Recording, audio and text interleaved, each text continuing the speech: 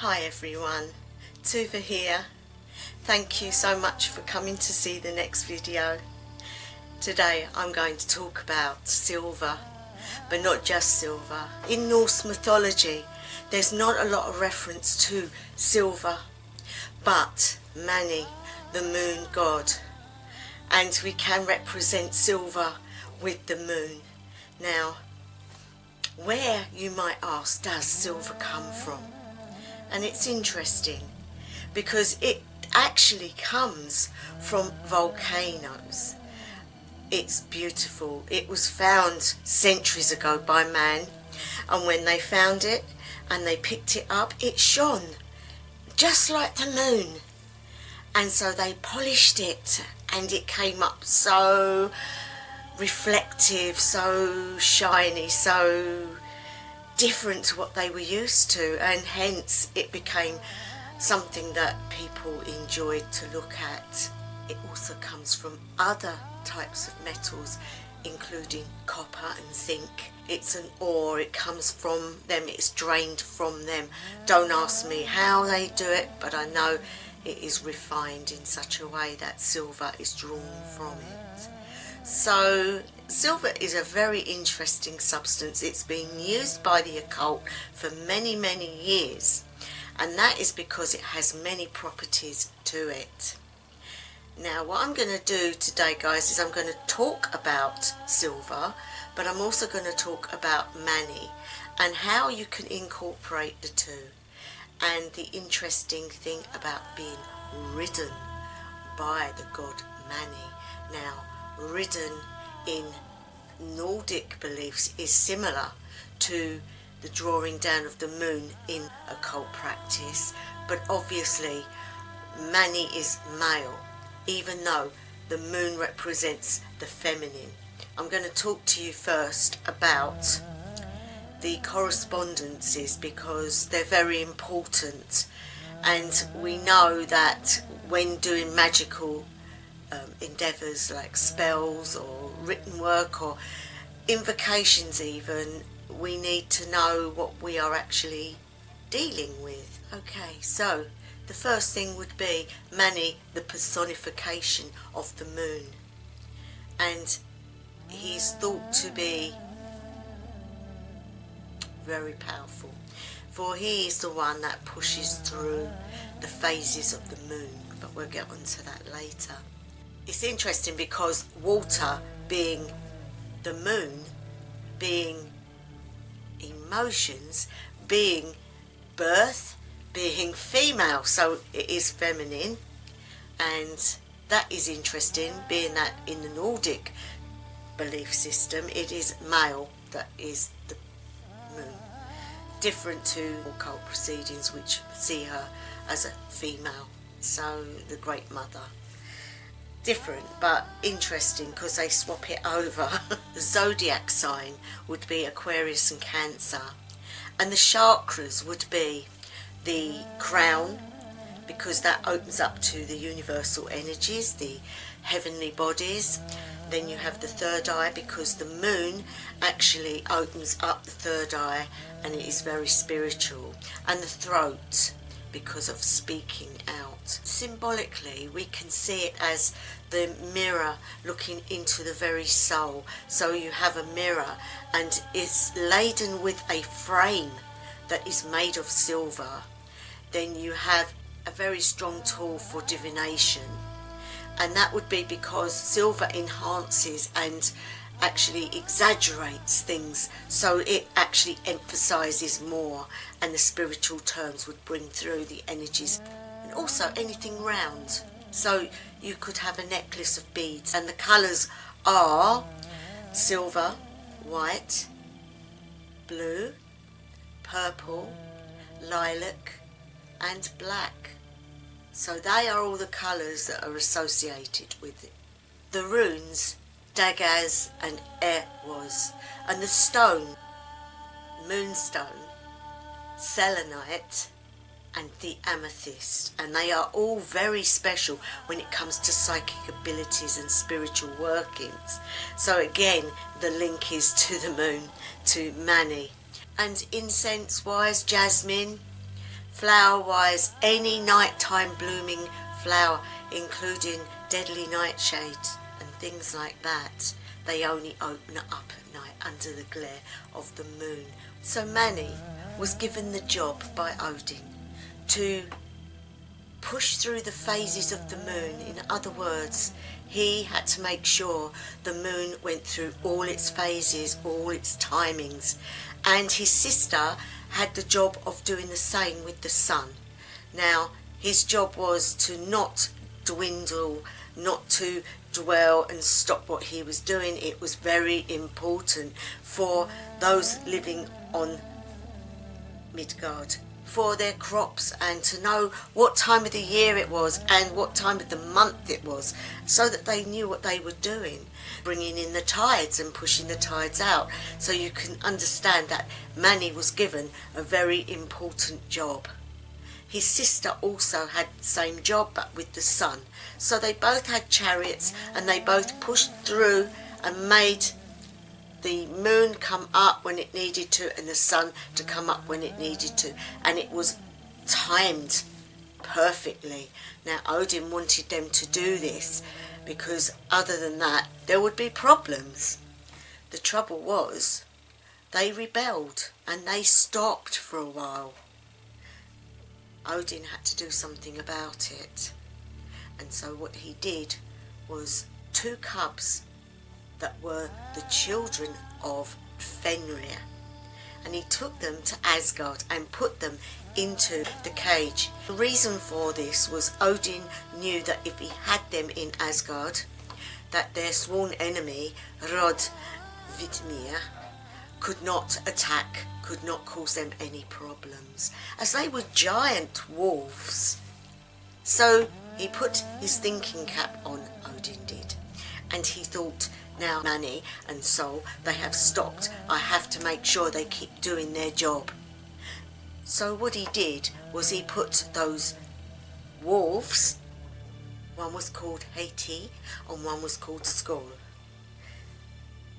So what he decided to do was to put them in the heavens, and because of that they could then chase Mani and his sister Sol, and all the time they were being chased, they could not stop, which made sure that the sun and the moon rose on time, set on time, went through the phases on time, almost perfect. Now, Mani was renowned for being very loving towards those in Midgard, and probably the other realms too. He was interested, and he would watch while he was up there. He would watch what was going on the earth, and he saw these 2 children, a little boy and a little girl. Now, the little boy was called Huki, and the little girl was called Bil. He saw them and he saw their plight, for their father was very abusive to them, and he knew that he had to get them away. So he actually stole them away, and he took them to his chariot, and it is now known that those children sit with him when he's doing his work and keep him company. And chased by those lovely wolves, they keep doing their job, and it is wrote that the day that those wolves catch both Mani and Sol and devour them will be the day of Ragnarok's beginning. Quite a plight, really. Now, you say to me, what is the point of talking about Mani when you were talking about silver? Well, you have to bring in all the occult for this, because every type of occult uses silver and links it to the moon because of the moon's energies, and they are very similar to silver. Now, silver has a lot of occult powers, occult understandings, and it is written in many, many books, magi books, occult books, books of shadows, grimoires, going back years and years and years. There are spells done with the moon, there is water made by the moon, all sorts of stuff is done by the moon, and the silver is part of it. So like for example, when you are in a coven, you're given a necklace, and the necklace will be made of silver, and the reason for that is because it is a protection. It is also something that magnifies. So if you have an inner power and you wear silver, you are magnifying that inner power, and hence silver has properties that aid in spell work and any type of work that you may be doing magically.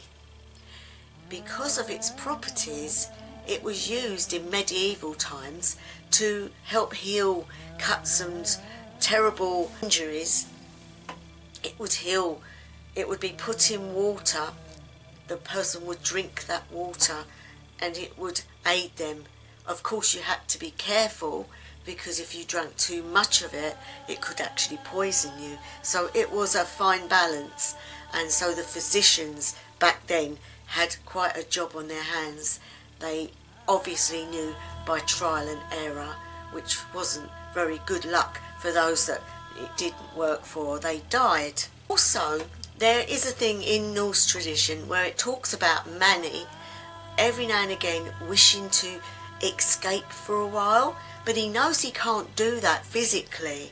So the people like us that can use our inner being to invite deities into us are used. Now what I mean by that is Mani in terms can ask or be asked to ride a person, to be riding a person who is willing to open themselves up and to their consciousness to move to one side, to allow Mani to manifest within them for a period of time, so that he can be amongst those that he watches, but also taste the products of food and drink, and to enjoy a few minutes on Midgard.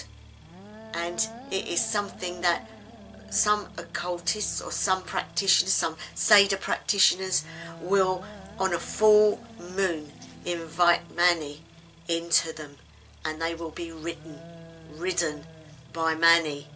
They will not know what is going on, for they are pushed to one side. So you have to be very trusting and know Mani for who he is.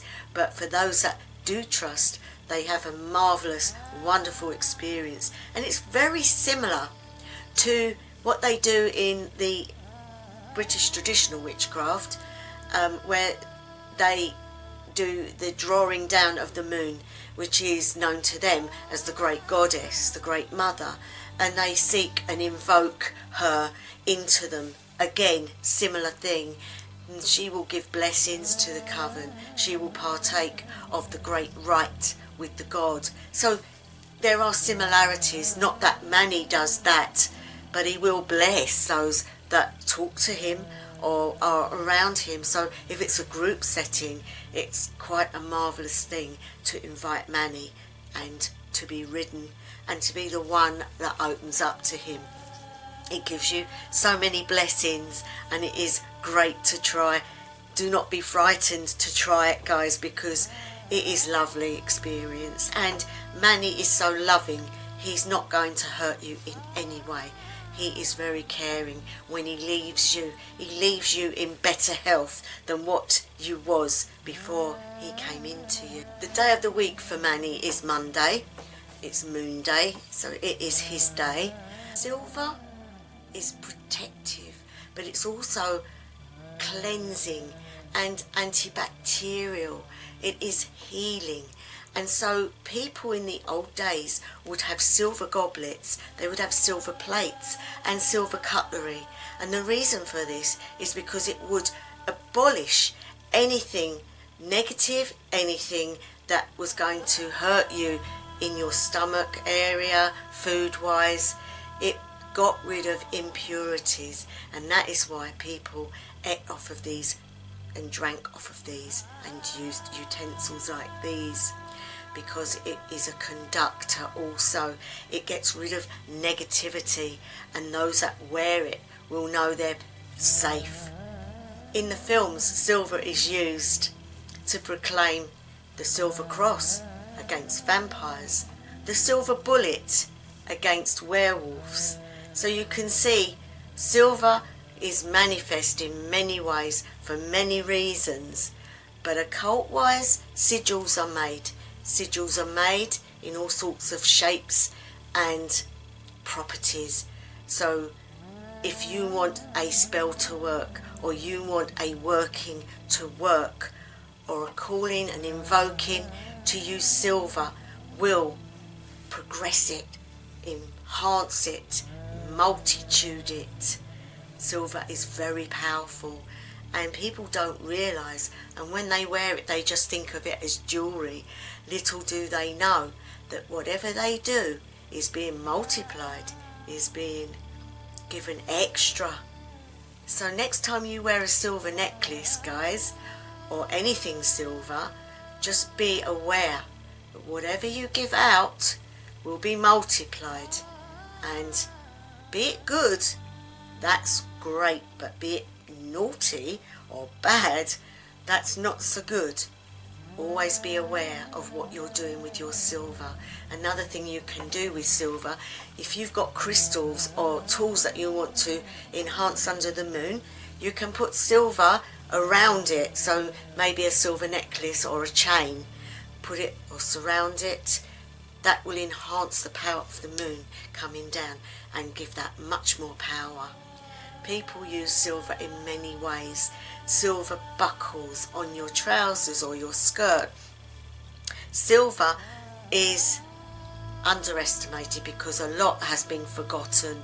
A lot of what we've known from the past is forgotten. But silver is great. Get a silver bowl to put your water in to purify your room when you're doing salt and water. Again, it will enhance it and multiply it. If you want to try invoking Manny, you try and do it on a full moon, because that's when he's been working so hard and he's got to his crescendo and he really wants to have a little look around. So those that are willing to take his energy, if you're willing, guys, my way of doing it, and it is my way, other people might do it a different way. Now, because of my history, I like to do things under the moon, so the curtains open, so you can feel the stream of the moon. Or if you're lucky and you have an area outside that you can stand in, wear a cape, no shoes, no clothes. Go out into the garden or under the window of the moon, and then take your cloak off. You are then sky clad. Not everybody likes to do that, but I like to do it because it brings that energy of the moon. It brings Manny's energy into you. Wear your silver. It will influence more power. So you can wear a silver ring. As you can see, I wear a silver ring. It is my magic ring, my magic finger. One I point. The one that's used for anything that I'm doing magically. So silver ring, silver necklace, silver plate for your pentacle, anything really, as long as it's silver. So you stand sky clad. You don't have to, guys. If you don't want to be sky clad, obviously you don't have to. Now, sky clad, for those that don't know what it is, means there's nothing between you and the sky. You are as you were born. You are as the gods made you. And hence it's nothing sexual. It is just pure, nothing between you and the energies. And this is one of the reasons why I like to do it that way. A lot of people that do the drawing down of the moon will do the invocation of the charge of the goddess. wherever you have need of anything once in the month, and better it be when the moon is full. Again, they are using that term. So in my practice, I stand there sky clad under the moon and I say this. If you want an invocation, this is the one that I use, which I personally wrote myself, and I'm giving you permission to use it in any form that you wish if you want to. Oh Mani, who loves us so, I watch you nightly as you wane and then grow. Come spend some time within me, do swell, a moment of love that only you and I will know. Be within me, O Mani, great God, and shine within me just where I am stood. And when you have finished and go back home, with essence of your energy, leave me alone. I offer this moon water collected in view, to drink of it kindly as I give it to you. Great Mani, thank you, within me you did dwell, and now I bid you hail and farewell. Okay guys, that is what I invoke Mani with. And when you have finished with that, you will feel the energy coming into you. Sometimes when you're saying it, sometimes when you've just finished it. Now the moon water is something that you can put in your silver bowl. Now I have a video on how to make moon water, and I'll put the link above, and that will tell you how to do it. When you've got your moon water, put it into the silver bowl and leave it on your altar, and then when you do your invocation, hold that bowl of water, that silver bowl, and when you say the part of giving the water for him to drink, you hold it up in the air. You then take a sip of it yourself, because you are taking in the energy of the moon, and it is safe to use, guys. It's only water with the moon energy, so it's not going to hurt you. And so once you've done that, you can take that water out and give it back to the earth, so that the earth can have that energy. Either that, or you can use it in any of your spells that you might be doing. And that will be the end of that. You will then say, hail and farewell to Mani. You could then sit and meditate upon any experience that you may have had. Get your book out and write down anything you may have had. And over time, you will see a pattern. You will get to know Mani, and you will like him. He is a lovely God to work with. Not much wrote on him, but a very important God to be. His sister also. They keep us in check. They show us what time of the day it is, what time of the month it is, where we should be, what season of the year even, how the tides come backwards and forwards. Our blood is also controlled by Mani, and so we have a lot to thank him for. And so I hope that has made some sort of sense to you guys. As I say, I like all the metals and what they can do for us. If you want me to do any more on the metals, I will do them. I'm going to leave it, guys. And so thank you to my new subscribers. Thank you for watching my videos. To all of you, thank you for the support and always being there for me. I really do appreciate it.